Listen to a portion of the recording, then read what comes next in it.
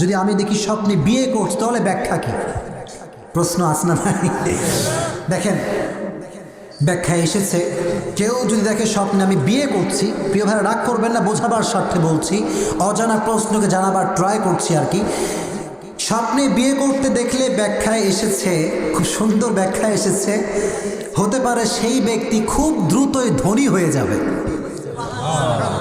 এর একটা দলিলও আছে, আয়াত আছে। আল্লাহ তাআলা বলেছেন, ওয়ানকিহুল আয়ামা মিনকুম ওয়াস-সালিহিনা মিন ইবাদিকুম ইয়াকুনু ফুকারা আয়ুগনিহিমুল্লাহু মিন ফাদলিহি। আল্লাহ তাআলা বলেন, তুমি কি ফকির, তুমি কি গরিব? Let get marry with your desired person, বিয়ে করে ফেলো। If you don't have ability, আল্লাহ সুবহানাহু ওয়া তাআলা উইল গিভ ইউ অ্যাবিলিটি। সুবহানাল্লাহ পড়েন। যার টাকা নাই, যার পয়সা নাই, সে বিয়ে করলে তার কপালটা খুলে দিবে একজন, তিনি কে?